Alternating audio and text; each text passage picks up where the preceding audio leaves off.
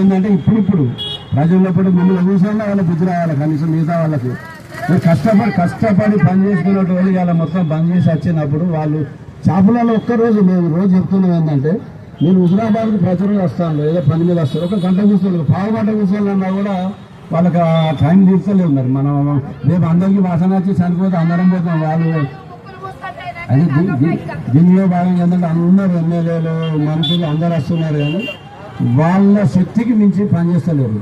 ఎవరైనా ఇవ్వాలి వాళ్ళు మీకు ఇంత మాట్లాడినారు. వాళ్ళు చేస్తే ఇక్కడ కూర్చుంటుంది మంత్రుల దగ్గర పోవాలి, సీఎం దగ్గర కూర్చోవాలి. బండి సమయం అనేటైనా సెంట్రల్ మినిస్టర్ సీఎంతో మన మహారాష్ట్రలో పోతే నిమిషాల్లో ఫోన్ కలపచ్చు.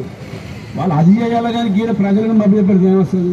ఇది ఏది ఏమైనా ప్రజలు అయిపోయినారు. ప్రజల్లో కంట్రోల్ తప్పింది, జనంలో ఉత్సాహం వచ్చింది. దీన్ని అది పోరాటం మేము ప్రతిరోజు చెప్తున్నాం. ఏదో ఒక రోజు ఫస్ట్ రోజు 10 మంది 50 మంది 100 మంది ఉన్నారు కానీ ఇప్పుడు అన్ని నెలలో తెలిసింది. అది పడితే మాత్రం ఎవ్వరు కూడా ఆగలిగాలి.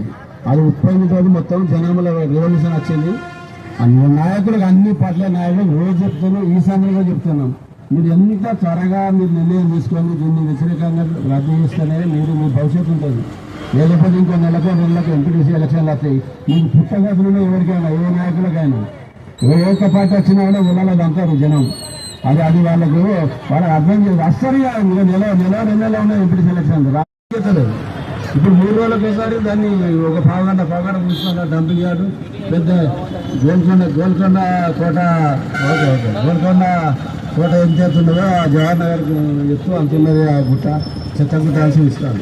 ఇంకొకటి సెంట్రల్ గవర్నమెంట్ అన్నా స్టేట్ గవర్నమెంట్ వాళ్ళకి కొంత ఏ కొంచెం అవగాహన ఉన్నా ఈ చెత్తనంతా మన కవర్స్లు వాటర్ బాటిలే కదా వాళ్ళకి పైసల కోసం కక్కుర్తి పడదు తప్ప వాళ్ళు నిజంగా చిత్తశుద్ధి ప్రజలకు సేవ చేయాలని ఉంటే బ్యాన్ చేస్తే అయిపోతుంది.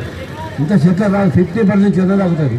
ఏమో బట్టి తడి చేత్తో ఇళ్ళలో ఏమైనా ఉంటే వాటి కాలబెట్టకపోతుంది. ఏమున్నా ఈ కవర్లతో ఇప్పుడు ఈ కవర్లు కానీ ఈ కవర్లు కానీ అవన్నీ బంద్ చేస్తారు. గుజరాత్ మున్సిపాలిటీ ఉంటుంది, మేము చూస్తున్నాం. 10 రోజుల నుంచి 10 రోజులు బంద్ చేస్తారు. వాళ్ళ మామూలు పుట్టగానే మనం నడుస్తుంది.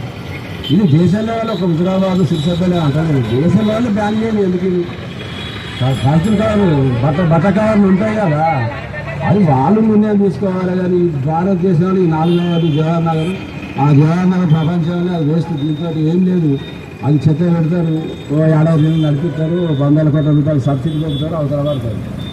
అవన్నీ ఉంటే ఇదంతా ఎక్కడ కూడా ఈ కరెంట్ అనేది సక్సెస్ కాదు. ఇది బట్టిగా ఈ పెద్ద కాంట్రాక్టర్లు బతికించడం తప్ప ఈ దేనికి పని చేయదు.